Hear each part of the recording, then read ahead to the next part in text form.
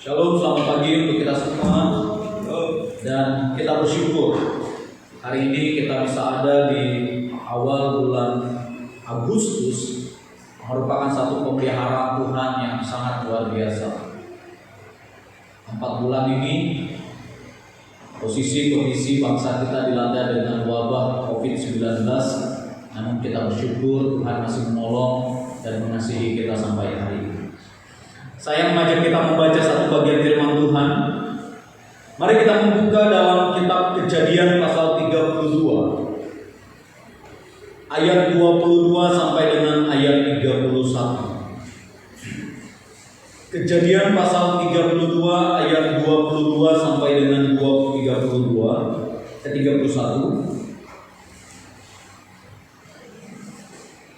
Tapi di bagian berikut itu sampai dengan 32 saya akan membacakannya. Mari kita menyimak Alkitab kita masing-masing. Kejadian 32 ayat 22. Pada malam itu Yakub bangun dan ia membawa kedua istrinya, kedua budaknya perempuan dan ke-11 anaknya, dan menyeberang di tempat penyeberangan sungai Yahweh. Sesudah ia menyeberangi mereka, ia menyeberangkan juga segala miliknya. Lalu tinggallah Yakub seorang diri, dan seorang laki-laki bergulat dengan dia sampai fajar menyingsing. Ketika orang itu melihat bahwa ia tidak dapat mengalahkannya, ia memukul sendi pangkal paha Yakub sehingga sendi pangkal paha itu terpecah ketika ia bergulat dengan orang itu. Lalu kata orang itu, "Biarkanlah aku pergi, karena fajar telah menyingsing." Saud Yakub, "Aku tidak akan membiarkan engkau pergi jika engkau tidak memberkati aku." Bertanyalah orang itu kepadanya, "Siapakah namamu?" Saudnya, "Yakub." Lalu kata orang itu, "Namamu tidak akan disebut lagi Yakub, tetapi Israel, sebab engkau telah bergumul melawan Allah dan manusia, dan engkau menang." Bertanyalah Yakub, "Katakanlah juga namamu." Tetapi saudnya, "Mengapa engkau menanyakan namaku?" Lalu diberkatilah Yakub di situ. Yakub menamai tempat itu Pinia, sebab katanya, "Aku telah melihat Allah berhadapan muka, tetapi nyawaku tertolong." Lalu tampaklah kepadanya matahari terbit ketika ia telah melewati Pinia, dan Yakub pincang karena pangkal pahanya. Itulah sebabnya sampai sekarang orang Israel tidak memakan daging yang menutupi sendi pangkal paha, karena ia telah memukul sendi pangkal paha Yakub pada otot pangkal pahanya. Demikian jauh pembacaan firman Tuhan bagi kita pada hari ini. Bapak Ibu Saudara yang dikasihi Tuhan, dalam tema yang kita renungkan dalam minggu ini adalah transformasi hidup mendatangkan berkat Allah. Terkadang di dalam kehidupan kita, kalau sudah berbicara tentang berkat Allah, adalah sesuatu bagian yang sangat menyenangkan sekali. Namun seringkali kita tidak menyadari tahapan untuk mendapatkan berkat itu. Karena apa? Karena konsep kita lebih senang ketika kita mendengar tentang berkat. Karena berbicara tentang berkat adalah berbicara tentang sesuatu yang menguntungkan dan sesuatu yang menyenangkan dalam sisi kita. Namun dari bagian ini kita mau melihat bahwa selama kita tidak mengalami transformasi di dalam hidup, maka konsep dan tentang berkat itu akan keliru kita melihatnya. Dan disinilah seringkali di dalam iman kekristenan kita, banyak kita mengalami kegagalan oleh karena kita hanya memandang kepada berkat yang nilainya menguntungkan kepada kita, tetapi kita tidak bersedia untuk mengalami perubahan di dalamnya. Karena apa? Karena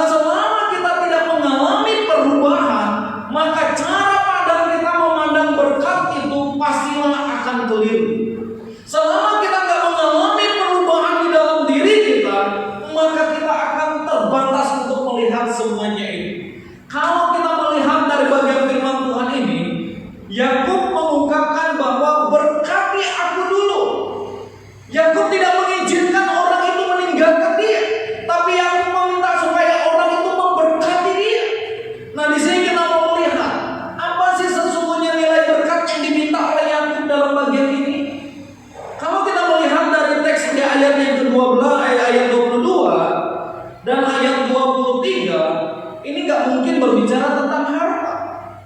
Karena ketika Yakub bekerja di Laban, setengah dari ternaknya Laban itu kan kulitnya berubah, belang-belang. Dan perjanjian dengan Laban adalah kulit lembu yang belang itu akan dibawa dan diserahkan kepada Yakub. Dan Alkitab mencatat bahwa dalam bekerjanya Yakub dengan Laban, hampir setengah dari hewan ternaknya Laban itu berbulunya adalah belang-belang. Dan perjanjian mereka yang belang itu diserahkan kepada Yakub. Nah, oleh karena itu kita melihat apakah tentang berkat itu? Saya yakin pasti tidak. Alkitab juga mengatakan bahwa Yakub membawa kedua istrinya, membawa kedua budak-budaknya, dan membawa ke-11 anak-anaknya. Yakub sudah merasa dia sangat diberkati secara materi pada saat itu. Namun kita melihat bahwa berkat apa yang sesungguhnya yang diinginkan oleh Yakub di sini. Bapak Ibu Saudara yang dikasihi Tuhan, ketika kita mulai mundur ke belakang dan kita melihat di dalam kitab Kejadian pasal 25 ayat 23, di situ dinubuatkan bahwa kepada Ribka dua suku bangsa itu ada dalam kandunganmu. Dan dua suku bangsa ini adalah bangsa yang besar. Oleh karena itulah yang Yakub rindukan adalah tentang pemeliharaan Tuhan secara kekal di dalamnya. Inilah berkat yang dirindukan oleh Yakub. Karena Ishak sendiri telah memberkati dia, dan Yakub sangat tahu betul bahwa keselamatan dan pemeliharaan secara kekal itu sangat dibutuhkan sekali. Oleh karena itu, sebelum kita masuk ke dalam perenungan, kita melihat lebih dalam, maka kita melihat tentang transformasi. Di dalam Kamus Umum Bahasa Indonesia dikatakan adalah transformasi itu adalah perubahan rupa yang berhubungan dengan perubahan bentuk dalam sifat dan karakter. Jadi transformasi lebih mengarah kepada perubahan karakter di dalam diri. Jadi di dalam kehidupan kita yang sangat dibutuhkan adalah perubahan karakter. Kenapa dibutuhkan perubahan karakter? Kembali lagi kita melihat bahwa dosa telah meniadakan skema dan meniadakan pola yang baik di dalam diri kita. Maka Calvin dalam tulisannya dikatakan bahwa dosa membuat kita tidak mampu untuk meresponi apa yang Tuhan mau buat. Bahkan dosa telah meniadakan konsep pemahaman tentang Allah di dalam diri kita. Bahkan dosa telah membuat kita tidak mengerti, tidak melihat lagi hal yang baik adanya.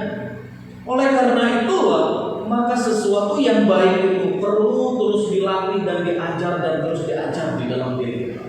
Kalau berbicara tentang dosa nggak diajarkan, kita lakukan dosa. Tapi sesuatu yang baik, sulit sekali kita mengajar. Kemarin dikatakan bahwa Sulawesi Selatan dalam beberapa bulan ini akan razia kendaraan, penggunaan sabuk pengaman, penggunaan surat menyuratnya lengkap atau tidak, dan semuanya.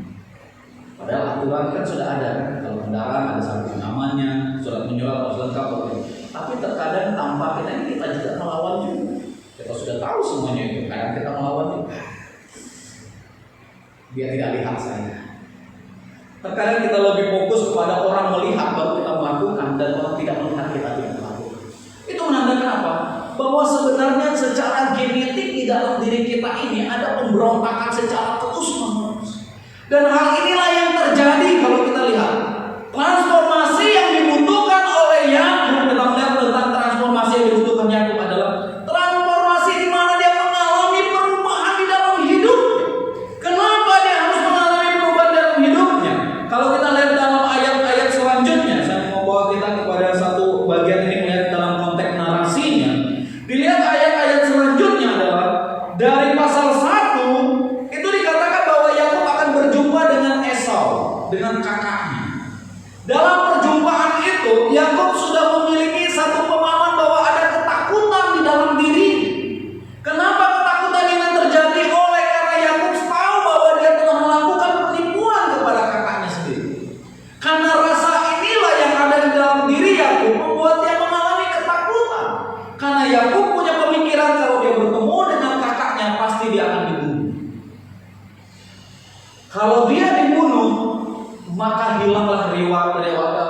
riwayat atau garis keturunan dari Yakub itu sendiri.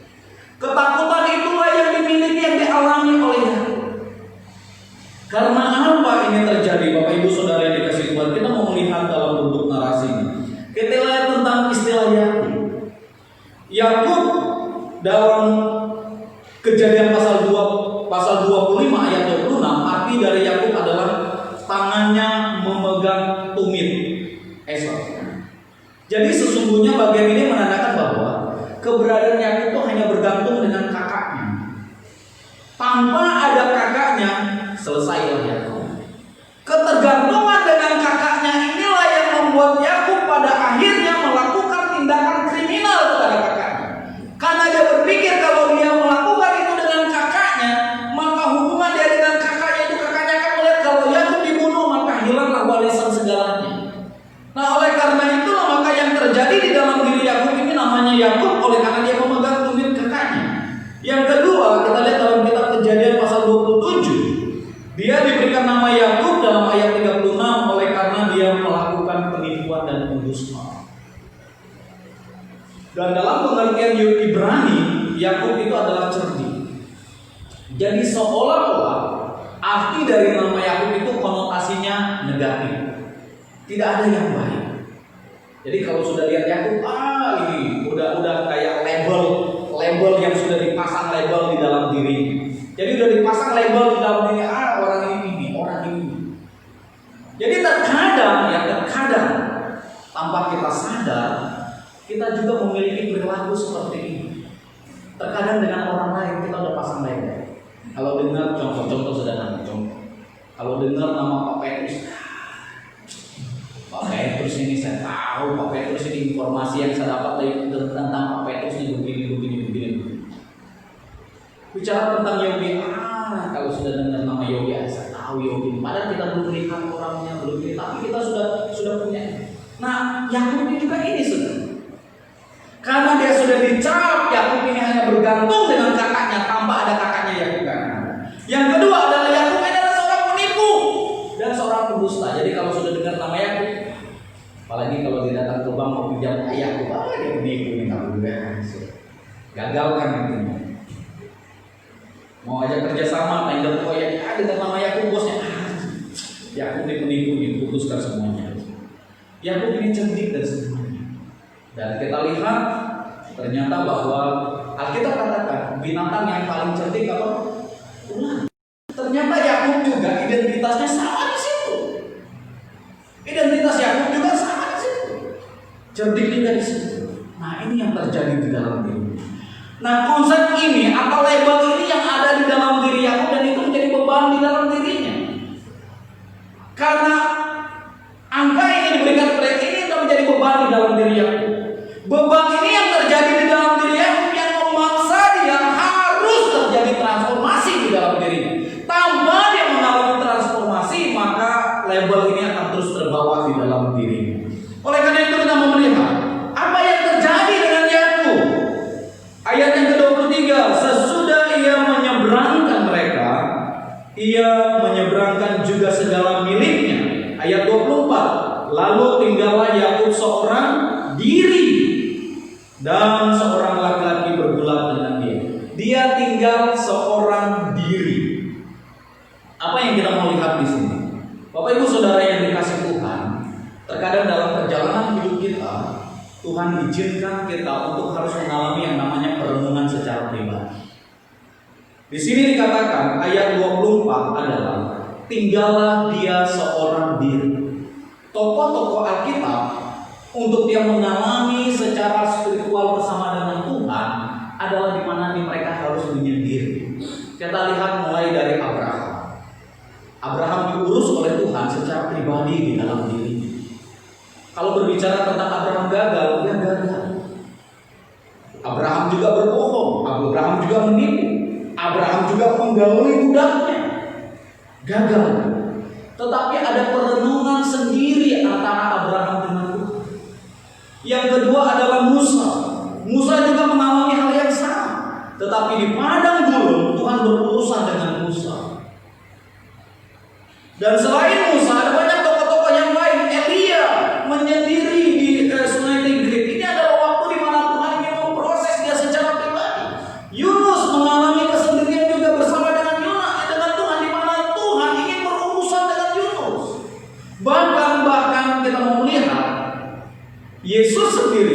Getsemani menjadi bukti di mana dia menyendiri dan mulai merenungkan dan mulai memperlihat apa yang ada.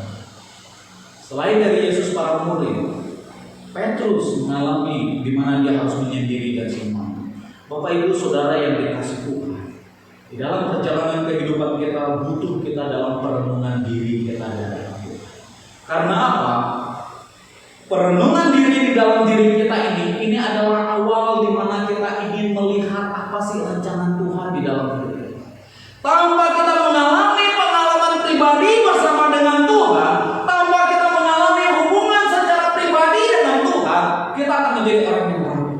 Karena yang terjadi dengan Yakub ini adalah faktor sakit hati. Ada luka di dalam diri Yakub, ada luka di dalam diri Esau, adalah tentang luka di mana mereka sakit hati. Esau merasa dia ditipu, Yakub juga merasa bahwa karena dia sudah menipu Esau, pastilah dia akan mampu dibunuh. Maka ketakutan yang ada di dalam diri Yakub ini membawa dia kepada perenungan di dalam diri. Bapak Ibu Saudara yang dikasihi Tuhan, beberapa waktu kemarin saya nonton di YouTube tentang kesaksian seorang hamba Tuhan. Dia adalah seorang pengajar teologi. Dia juga adalah seorang pelayan Tuhan yang aktif.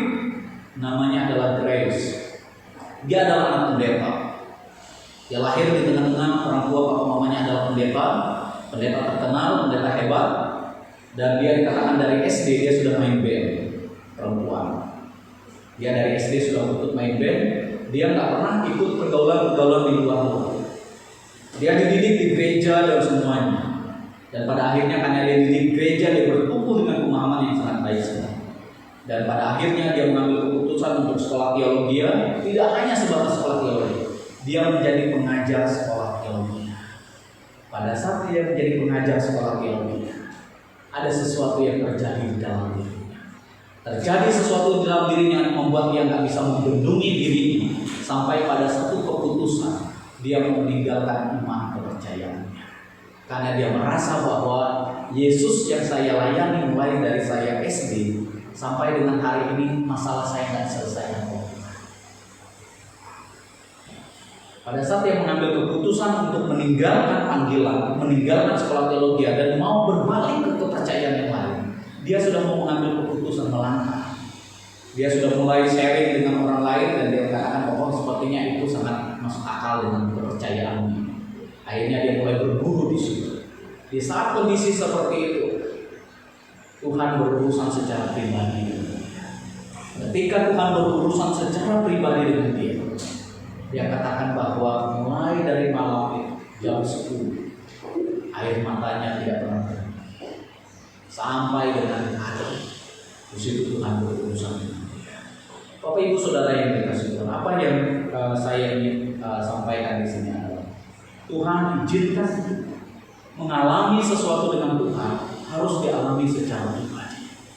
Bukan hanya sebatas pengetahuan secara kognitif kita saja.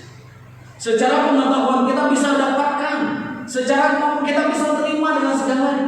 Tapi pengalaman pribadi kita dengan Tuhan ini penting sekali di dalamnya. Karena apa?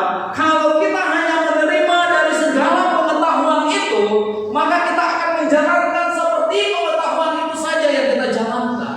Tidak ada satu di dalam diri kita, ada sesuatu yang terjadi di dalamnya. Tetapi kalau kita mengalami pengalaman pribadi bersama dengan Tuhan, saya yakin yang percaya, pasti kita akan berjalan dalam ketaatan dan kesetiaan. Dan itu dialami sendiri oleh para murid. Kalau kita melihat dalam perjanjian baru, apa yang dialami oleh Petrus? Petrus menyangkal Yesus. Ketika dia berjumpa dengan Kornelius, Petrus katakan, engkau tahu sesuatu yang terjadi di Galilea. Dan aku menyampaikan apa yang aku rasakan, aku lihat dan aku buktikan sendiri. Dan disitulah Kornelius akhirnya menjadi orang yang percaya. Bukan karena kemampuan kita untuk mengemas kata-kata untuk membuat orang percaya, tapi pengalaman pribadi kita bersama dengan Tuhan dan kita mengalami Tuhan di dalam hidup kita, ini akan mengubah cara pandang kita. Karena kita mengalami Tuhan secara pribadi dalam diri kita, mengubah cara pandang kita. Dan inilah yang terjadi dengan ini Yakub. Setelah Yakub mengalami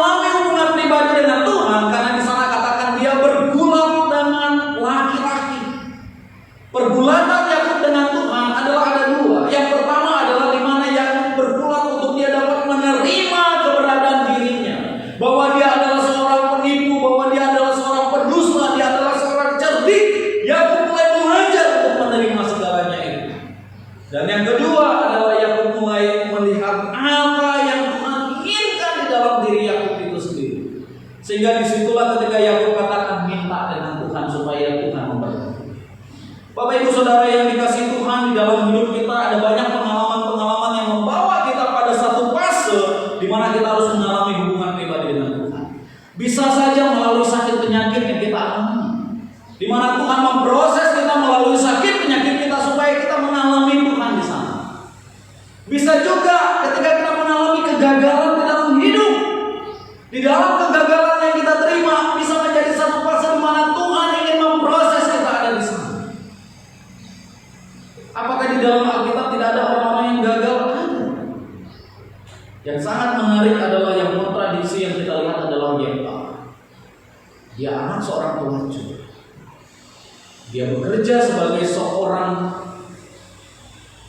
pencuri yang sangat luar biasa. Kalau sekarang ini bajak laut. Yefta bekerja sebagai itu. Tetapi apa yang terjadi dengan dia? Ketika bangsa Israel datang kepada dia, para tua-tua Israel datang kepada dia dan memohon supaya Yefta kembali. Dan Yefta tidak merasa bahwa saya ini seorang diri, tidak. Tapi Yefta katakan bahwa dia membawa seluruh perkaranya kepada Tuhan. Dan dia mengambil keputusan untuk berdiri bersama dengan orang Israel. Bapak Ibu Saudara yang dikasihi Tuhan, kegagalan-kegagalan terjadi di dalam hidup kita adalah fase di mana Tuhan sedang memproses kita supaya kita sadar. Yakub ini dibawa supaya dia sadar. Alkitab katakan Tuhan ketika laki-laki itu bergulat dengan Yakub, dipukulnya pangkal paha Yakub itu. Apa yang mau dilihat di sana? Supaya Yakub belajar bahwa Yakub itu nggak bisa buat apa-apa. Yakub itu nggak bisa melakukan apapun kalau Tuhan tidak memberkati dia. Belajar supaya Yakub bergantung bersama dengan Tuhan, bukan karena kemampuannya. Karena sebelum dia dipukul pangkal pahanya kan Yakub ini kan betul-betul cerdik. Lembu sapi bisa diubah kulitnya jadi belang-belang. Dari mana pengetahuan itu muncul kalau nggak karena kecerdikan dia, kemampuan dia melihat semua. Tapi Tuhan tidak mau sampai di situ. Tuhan berurusan dengan Yakub. Yakub dibawa kepada satu tekanan di mana bergulatan dengan Tuhan dan Tuhan pukul pangkal paha, membuat dia menjadi pincang. Di saat dia pincang, di situ Yakub menyadari bahwa dia tidak berdaya. Dan kadang di dalam diri kita ada kesombongan yang muncul dalam diri kita. Tapi kesombongan diproses oleh Tuhan menjadi nilai yang sangat baik. Mungkin Bapak Ibu juga pernah mendengar tentang kesaksian pramugari cantik itu Lazarus. Bagaimana Tuhan memproses dia. Ketika dia bekerja di maskapai, dikatakan dia adalah orang yang paling cantik di sini. Tapi ketika peristiwa terjadi kecelakaan itu, di situ dia sadar bahwa segala yang menjadi kebanggaannya menjadi itu. Tuhan mau kita ada di sana. Tidak ada nilai yang hebat di dalam diri kita kalau Tuhan tidak tolong kita. Tidak ada nilai kemampuan di dalam diri kita kalau Tuhan tidak jaga kita dan melihara kita. Karena peluang untuk kita jatuh pasti banyak. Alkitab katakan iblis itu sama seperti singa yang mencari orang yang dapat. Tapi ketika kita berjalan bersama dengan Tuhan, dipimpin oleh Tuhan, ditolong oleh Tuhan, Allah bekerja di dalam segala hal. Mungkin hari ini kita melihat kenapa saya mengalami kegagalan, kenapa saya mengalami hal seperti ini, kenapa orang lain tidak, kenapa saya harus mengalami. Bapak Ibu Saudara yang dikasihi Tuhan, kalau kita hanya bertanya mengapa, tidak akan pernah ada jawaban. Tapi ketika kita mulai merenungkan Tuhan, kalau Tuhan izinkan saya juga harus gagal, membawa saya belajar untuk semakin menerima segala keberadaan. Ini penting bagi Bapak Ibu Saudara yang dikasihi oleh Tuhan, karena Tuhan ingin mengikis kita supaya menjadi karakter yang baik. Yang kedua yang berikutnya kita mau melihat dalam narasi ini adalah pergulatan Yakub dengan Tuhan membawa Yakub akhirnya mengenal Allah dengan baik. Kenapa di situ? Karena dikatakan di sana bahwa siapakah engkau? Kenapa engkau mempertanyakan aku? Katanya. Ketika Yakub katakan siapa engkau? Kenapa engkau mempertanyakan aku? Ini berbeda sekali dengan apa yang dialami oleh Paulus. Ketika Paulus bertanya siapakah engkau? Aku adalah Yesus yang kuaniaya itu. Tetapi dengan Yakub tidak. Ketika Yakub katakan siapa engkau? Kenapa engkau mempertanyakan aku? Berarti menandakan adalah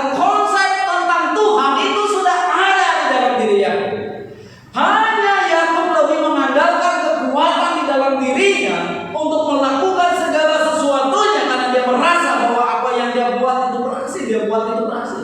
Dia tipu kakaknya berhasil, sukses dia tipu kakaknya. Dia tipu bapaknya juga, dia sukses tipu bapaknya. Dia tipu pamannya Laban juga, sukses dia lakukan itu. Nah, kita mau melihat di sini. Dari tindakan yang Yakub lakukan itu, Tuhan ingin mendidik dia. Dengan ketika dia bergulat dengan Tuhan, perjumpaannya itu siapa engkau? Kenapa engkau menanya? Dan disitulah proses Yakub terjadi di sini. Apa proses yang terjadi dengan Yakub? Kalau kita lihat transformasi yang Tuhan mau buat dalam diri Yakub, yang pertama adalah Tuhan mendidik Yakub untuk jujur. Karena di ayat selanjutnya itu dikatakan, siapakah engkau? Apakah laki-laki itu tidak tahu yang bergulat dengan dia orang itu adalah Yakub? Tahu. Tapi kenapa pertanyaannya itu adalah siapakah engkau? Dan dia katakan aku Yakub. Di situ Tuhan katakan bahwa hari ini engkau tidak lagi Yakub, tapi engkau adalah Israel, orang yang bergulat bersama dengan Tuhan. Dan Tuhan telah menolong engkau dalam pergulatan. Apa yang dialami oleh Yakub kita lihat. Inilah yang terjadi dalam perjanjian lama. Ketika Abraham mengalami perjumpaan dengan Tuhan, nama awalnya adalah Abraham. Tetapi dalam proses berjalan bersama dengan Tuhan, sebelum dia mendapatkan Ishak, di situ Tuhan ganti namanya. Engkau akan diberi nama Abraham, Bapak segala. Disitulah dia berubah namanya menjadi. Terkadang di dalam seluruh kehidupan kita, sisi-sisi dalam seluruh kehidupan kita selalu punya makna tersendiri, punya nilai sendiri dan punya arti sendiri. Di dalam setiap simbol yang ada di dalam diri kita itu punya makna tersendiri di dalamnya. Dan itulah yang Tuhan mau bawa kita kepada satu penemuan di mana kita menemukan sesungguhnya diri kita di hadapan Tuhan. Ketika Yakub ini menemukan dirinya di hadapan Tuhan, engkau tidak lagi diberikan nama Yakub, engkau akan diberi nama Israel. Apakah orang tuanya salah memberikan nama Yakub untuk dia? Saya rasa tidak. Tetapi kenapa pada akhirnya Tuhan harus membawa dia sampai pada namanya harus berubah, namanya menjadi Israel? Karena Tuhan mau ada perubahan di dalam diri. Perubahan di dalam diri Yakub karena mengalami perjumpaan. Ini yang penting sekali. Kalau kita hanya ingin, ya kan biasa fashion sekarang kan orang suka ganti-ganti nama gitu, supaya menunjukkan identitasnya. Kalau tidak itu dalam kerangka Tuhan ya sama saja. Kalau kita masuk TLP itu namanya bagus sekali. Bisa jadi dari Kejadian sampai Wahyu itu nama itu ada semua di dalam TLP. Tapi apa mereka dibuat di sana? Kita tanya, apa kasusnya? 369 kok ya. Apa itu 369? Nah kalau kita nggak bergaul dengan orang-orang hukum kan kita juga nggak tahu apa itu. Apa kasusnya? 330. Itu 330. Tapi setelah kita bergaul dengan orang hukum dan kalau orang LP kan nggak bilang apa kesalahanmu. Dia nggak bilang saya ini membunuh. Nggak, dia bilang pasalnya nanti pasalnya. Apa ini kalau kita nggak tahu juga bingung juga. Hanya buat kita belajar. Oh kalau dia sebut ini berarti narkoba, kalau ini. Nah Bapak Ibu Saudara yang dikasih Tuhan bahwa Yakub diubah oleh Tuhan setelah dia mengalami perjumpaan dengan namanya diubah oleh Tuhan. Disinilah kita lihat kalau dalam konteks sekarang itu adalah pertobatan. Kalau konteks perjanjian lama itu nggak berbicara tentang pertobatan, perubahan nama, bergantinya nama berarti statusnya juga berganti. Bergantinya nama, identitasnya juga berganti. Bergantinya nama berarti berganti juga cara pandang dan cara hidupnya. Dan itulah yang terjadi dengan Yakub yang sekarang dalam perjanjian baru kita mengenal yang namanya pertobatan. Metanoia, terjadi perubahan di dalam hidupnya. Transformasi Yakub adalah dimulai dari kejujuran di dalam hidup. Oleh karena itu maka kita lihat secara praktisnya adalah sebagai orang yang percaya kepada Tuhan penting bagi kita untuk jujur dengan diri kita. Terkadang kita malu jujur dengan diri kita dan kita sembunyikan sesuatu yang ada di dalam diri kita. Ketika kita mulai sembunyikan sesuatu yang ada di dalam diri kita, kita tidak akan menjadi orang yang dalam zona aman. Pasti kita akan menjadi orang yang selalu dalam posisi bahwa ada perasaan yang tertuduh, ada perasaan yang tertuduh, ada perasaan yang tertuduh di dalam diri. Maka ketika kita berani jujur di hadapan Tuhan, ini adalah langkah untuk kita mengalami perubahan di dalam hidup kita. Yang kedua, yang berikutnya adalah keberanian yang dimiliki oleh Yakub. Tidak hanya dia berani jujur, tapi Yakub juga berani terbuka dengan Tuhan dan memohon belas kasihan Tuhan. Yakub sangat sadar sekali dia ada karena belas kasihan Tuhan. Dia menyadari semua yang dia dapat kerjakan adalah belas kasihan Tuhan. Semua apa yang dia lakukan adalah semua karena belas kasihan Tuhan. Hidup oleh karena belas kasihan Tuhan. Nah, hidup oleh karena belas kasihan Tuhan inilah yang membawa Yakub untuk mampu memuji Tuhan di dalam kehidupan. Maka belas kasihan yang diinginkan oleh Yakub adalah berkatilah aku. Berkatilah. Penting bagi kita untuk mengalami itu di dalam hidup kita di dalam Tuhan. Mohon belas kasihan Tuhan untuk memberkati kita. Bukan memberkati kita lagi dengan harta yang benar, tapi minimal kita ini supaya Tuhan memberkati kita dengan pengetahuan yang baik, supaya kita tidak menyalahkan Tuhan di atas segala-galanya. Supaya Tuhan juga menolong kita dengan pengetahuan yang baik, supaya segala sesuatu yang terjadi hari ini kita melihatnya dalam kehendak Bapa di sorga. Supaya kita juga melihat segala sesuatu yang kita alami hari ini, Tuhan izinkan itu terjadi supaya mendidik kita semakin dewasa, semakin diproses oleh Tuhan, semakin bergantung dan berharap kepada Tuhan, dan semakin bersandar kepada. Inilah yang Tuhan mau dididik. Sekarang ini kita sama-sama dengan anak-anak kita juga dididik bersama. Jadi guru mendidik anak kita tidak hanya mendidik anak kita juga dididik juga oleh gurunya. Karena pelajaran yang dulu dan pelajaran sekarang itu berbeda. Jadi kalau kita nggak dididik juga, jadi bukan orang tua lapor guru lagi, anak lapor orang tua ke polisi. Kalau kemarin orang tua lapor guru ke polisi, tapi sekarang anak lapor orang tua ke polisi karena pendidikannya. Dan disitulah kita sama-sama belajar dalamnya. Jadi semuanya membawa kita hanya belajar dan terus belajar, dan membawa kita untuk hanya bergantung kepada Tuhan, belas kasihan Tuhan. Belas kasihan Tuhan, belas kasihan Tuhan. Ketika wabah COVID ini pun kita hanya membutuhkan belas kasihan Tuhan. Kita nggak melihat virus itu, kita nggak tahu virus itu ada di mana, tapi kita hanya belas kasihan Tuhan, belas kasihan Tuhan, belas kasihan Tuhan. Karena masalahnya adalah, karena kalau kita nggak hanya berharap dengan belas kasihan Tuhan, akhirnya membawa kita mengalami ketakutan sendiri. Kita mau keluar takut, kita mau ketemu dengan orang yang takut, kita semua takut. Akhirnya apa yang terjadi? Peribahasa bilang itu apa? Tikus itu mati dalam lumbung padi. Kenapa dia mati? Dia takut makan padinya, tikusnya mati. Nah, kita juga pasti akan mengalami itu. Kalau kita semakin takut, ya kita mati karena ketakutan. Akhirnya berita pun muncul. Wah, pendeta GI bersama mati karena ketakutan. Sedih bagi kita. Tapi mari kita belajar. Hanya belas kasihan Tuhan, hanya belas kasihan Tuhan membuat kita kuat. Hanya belas kasihan Tuhan membuat kita mampu. Hanya belas kasihan Tuhan membuat kita semakin kuat, semakin teguh dan semakin teguh. Dan yakin dan percaya, orang yang hidup karena belas kasihan Tuhan, Allah pelihara dengan sempurna. Ini keyakinan kita.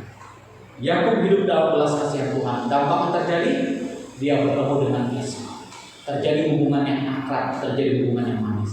Karena belas kasihan Tuhan, sampai hari ini nama Yakub, nama Israel menjadi nama yang besar. Karena dari keturunannya melahirkan Mesias, generasi yang sungguh diberkati Tuhan. Karena itu membawa kita untuk berani jujur dan hidup dalam belas kasihan Tuhan. Orang yang hidup dalam belas kasihan Tuhan, kita akan menikmati pembelaan Tuhan di dalam kehidupan kita. Tuhan Yesus memberkati kita. Amin. Kami sangat bersyukur kepada-Mu ya Tuhan oleh karena kebaikan dan kemurahan-Mu yang sudah menolong, memberkati dan mengasihi kami. Firman Tuhan hari ini membawa kami belajar untuk mengalami transformasi supaya kami memandang berkat Tuhan dengan cara yang berbeda adanya. Memandang segala sesuatu dalam kerangka dan kehendak Tuhan, dan segala sesuatu yang terjadi hari ini pun Tuhan izinkan untuk kami mengalami proses bergantung, berharap dan bersandar kepada Dia Tuhan. Terpujilah Engkau Bapa, di dalam nama Yesus kami berdoa. Amin.